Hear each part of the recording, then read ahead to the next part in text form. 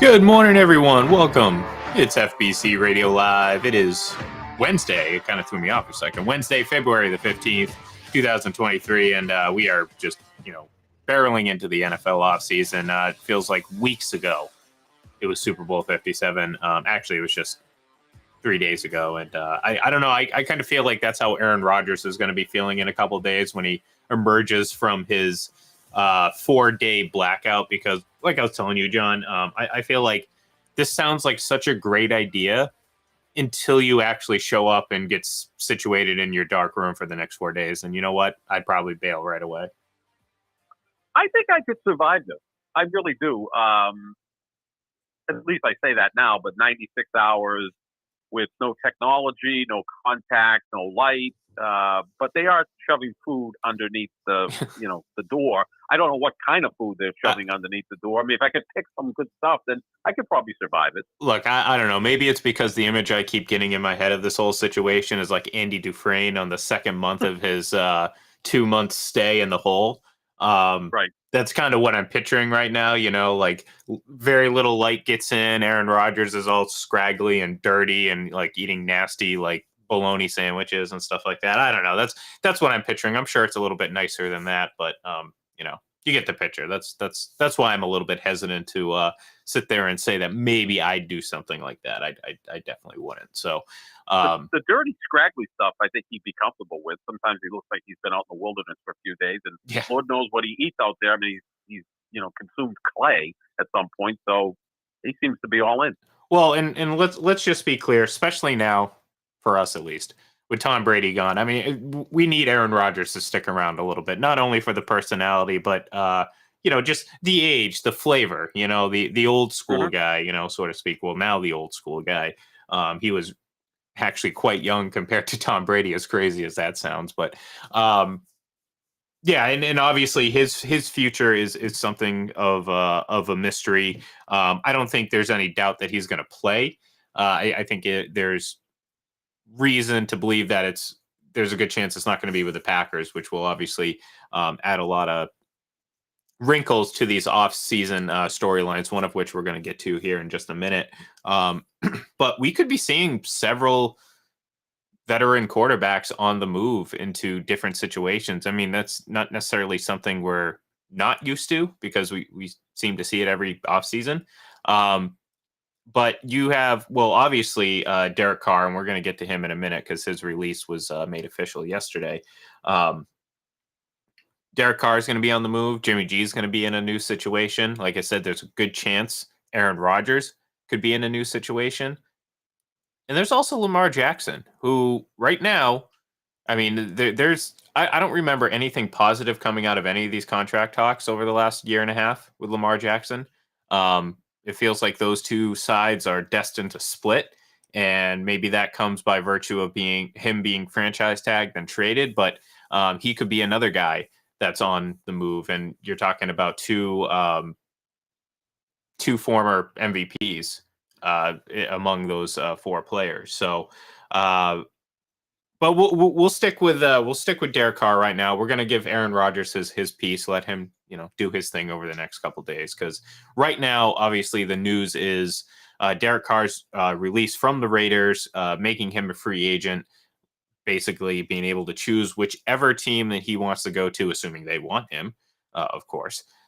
So what we're going to do, we're just going to kind of discuss and kind of, I guess, project where we might see him going. Now, excuse me. The first team that pops up is obviously the New Orleans Saints, because of how close it seemed they were to completing a trade for Carr. But obviously, given the power to veto it, Carr did, because, he'd rather have a chance to go find somewhere to play himself as opposed to being traded. Or maybe it's just a little extra kick to the Raiders organization. Obviously, if the Raiders can trade him, they can get assets. If not, all they're doing is saving money. So the Saints obviously seem like obviously the Saints need an upgraded quarterback. It's not a terribly huge upgrade, but upgrade nonetheless.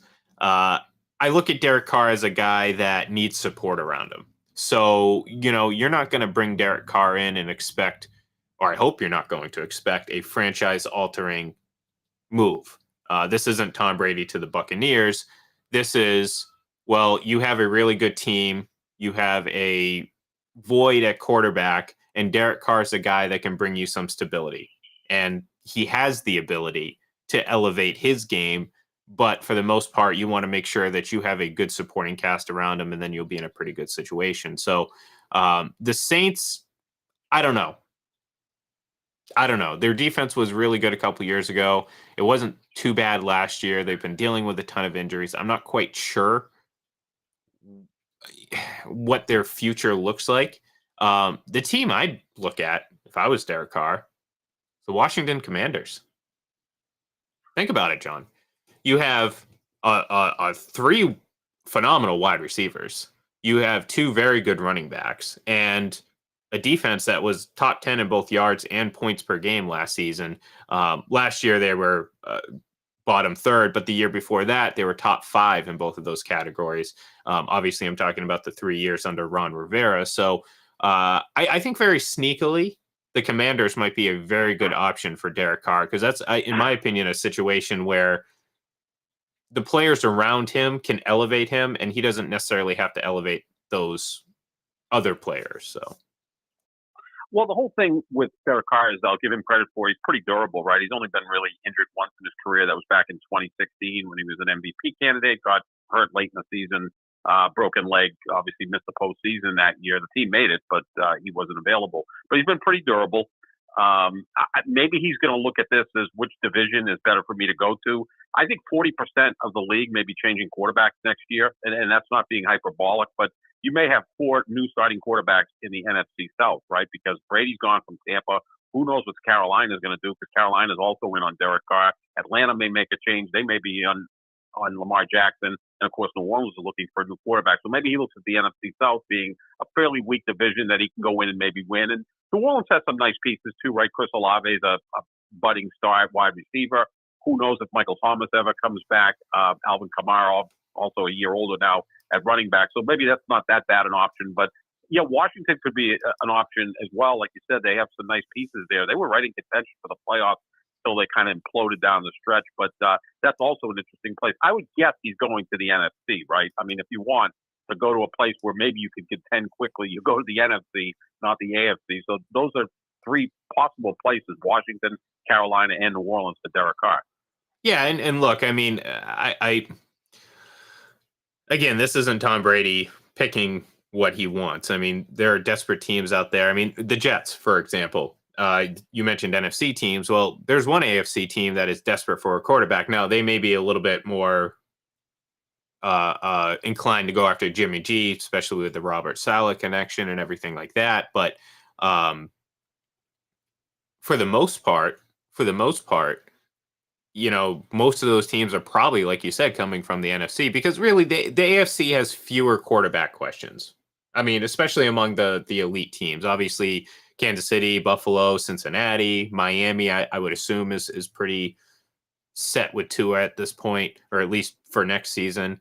The questions with Lamar Jackson, those are looming. I think Pittsburgh likes Kenny Pickett, but then again, I mean, I'm sure they're not. They might be interested in a quarterback upgrade. I just don't know if Derek Carr's a quarterback upgrade. That's the problem. There's no, outside of potential Aaron Rodgers availability, which would obviously come via trade, not free agency. There's really not that game-changing quarterback out there. There are some fine quarterbacks. Again, Derek Carr, Jimmy G, those are guys that can play well, right? Those are guys we believe that can play well and don't necessarily elevate the team around them on the field. Like we all know Derek Carr's a great teammate and all that stuff, and we hear all these stories all the time, but it doesn't really matter if nothing happens physically on the field, and I don't think Derek Carr is a guy to do that, but he can have success like Jimmy G has. I mean, hell, Jimmy G brought the 49ers to a Super Bowl. Now, they didn't win, partly because of Jimmy G, but if, like I said, if you're an organization like the Jets or the Commanders or something like that, where I mean, you're just starving for a postseason appearance, let alone, a Super Bowl appearance. Yeah, I think Derek Carr is a fine option. So is Jimmy G. Just don't expect like I said, a change in the franchise trajectory. I mean, this is just a guy, a pretty good player, and that's that. And it could win you a couple extra games. Certainly the Jets, who had to deal with Zach Wilson for the last couple of years. I just wonder why no one's brought up Derek Carr to the 49ers. Like the 49ers, I think, would be in the hunt for a quarterback, right? Because Brock Purdy may miss the entire season. We still don't know what Trey Lance can do. He had additional surgery during the season on that ankle. They're adamant that they're not going to bring Jimmy G back. So who's going to quarterback the 49ers last year with that ready-made roster, right? I mean, we both think that Philadelphia and San Francisco have the two best rosters in the NFC. The difference is Philadelphia has a quarterback, Jalen Hurts, and he's a budding superstar, whereas San Francisco doesn't have one. And we saw that in the NFC Championship game. So why wouldn't San Francisco also maybe be in on Derek Carr as a possibility? I'm just throwing it out there that they should be in on every quarterback that's available, because if they upgrade at that position, then they're certainly a Super Bowl co-favorite, if anything. Well, they're in such a weird position because, like, I don't know if, for example, let's say, if Derek Carr goes to the 49ers, that's not a long-term thing. That would be like a stopgap, because I think they do really like Brock Purdy, and maybe they are still trying to, see what they have in Trey Lance. And maybe, you know what I mean? And unfortunately for them, the Tom Brady option would have been perfect, because, well, that's the perfect short-term stopgap. Just go out and get the greatest quarterback of all time. Unfortunately, he decided to hang him up.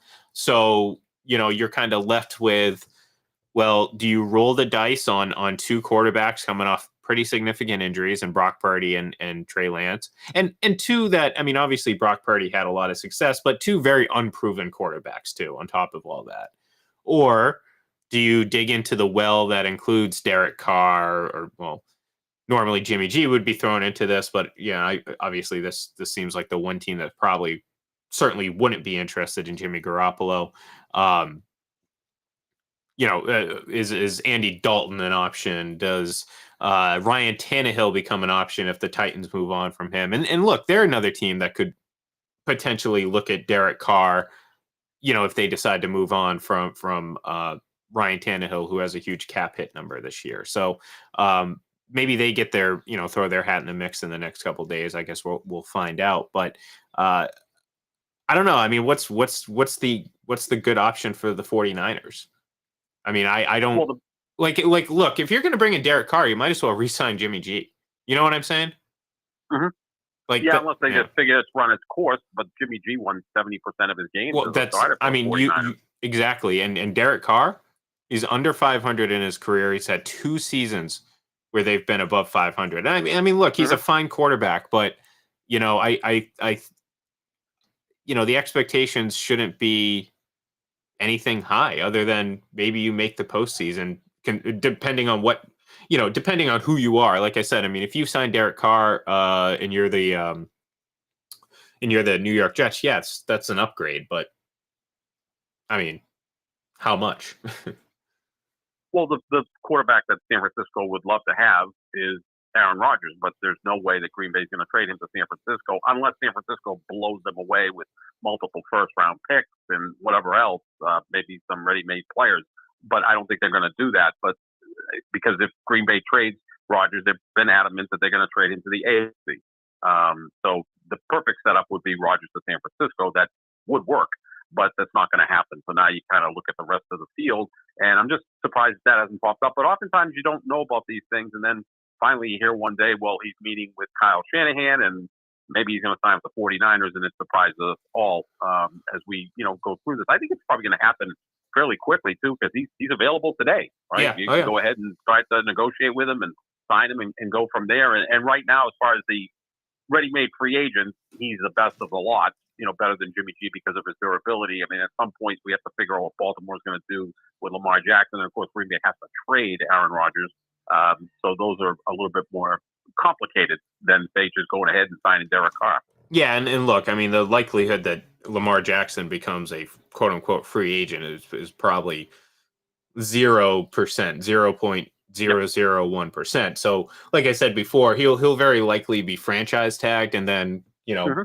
from there maybe he either resigns with Baltimore, plays on the franchise tag, or the team decides to move on and trade him. In which case, again, you're going to open up the door for not only the quarterback needy teams, but the potentially quarterback needy teams. Teams that are like, we think we have our guy, but we like Lamar Jackson a lot better. So Mhm. that will obviously open up the competition a bit. And again, obviously the Aaron Rodgers situation, although I think the market for him is a little bit more limited just because of his contract situation and his age and everything like that. I mean, there's different things that come with Aaron Rodgers that don't come with Lamar Jackson, who is obviously still young and has could potentially be the starter for your franchise for the next decade if that's what you want. So it's going to be fascinating. I can tell you that much. Again, there's going to be several veteran quarterbacks, just like the last couple of years. I mean, we've seen it a few times the last few years. Veteran quarterbacks changing teams.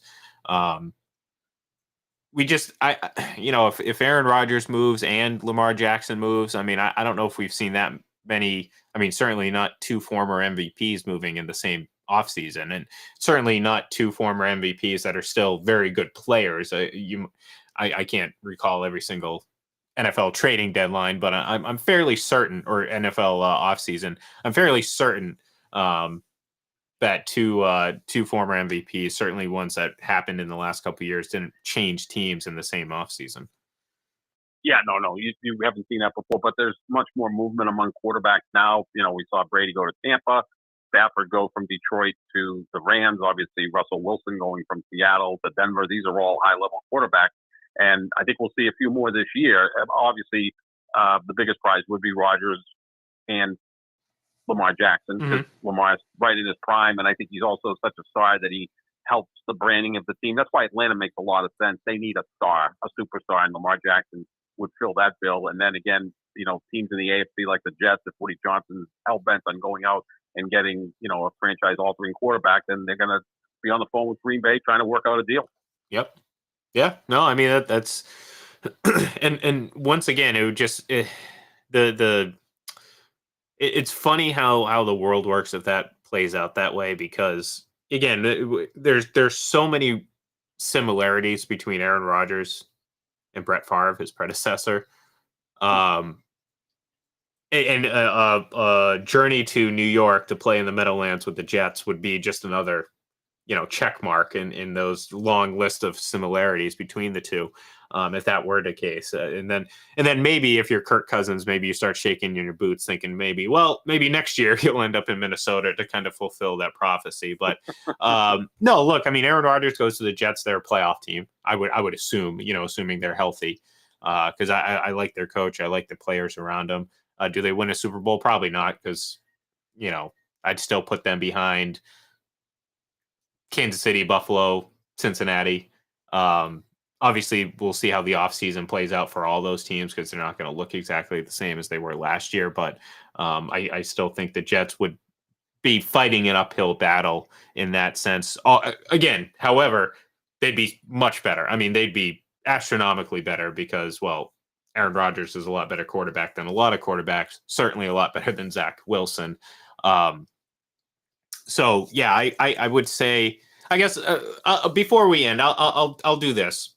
I'm gonna just say these quarterbacks. Just tell me what your gut tells you. Are they going to stay, or what team are they going to go to? So Aaron Rodgers, I don't think you believe he's going to stay in Green Bay. So where do you think he ultimately ends up? The Raiders. Raiders.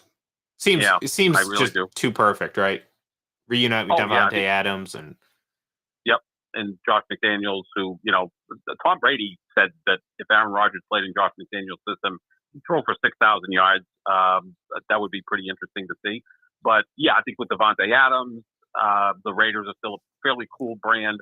They need to make a splash. They've got that beautiful stadium. They want to be relevant. And again, I'm a big uniform guy. I think number 12 in black and silver would look pretty cool with Aaron Rodgers. The funny thing is, a long time ago, John, back in the day, I was playing Madden, the franchise mode, and I won a few Super Bowls with Aaron Rodgers in Oakland, by the way.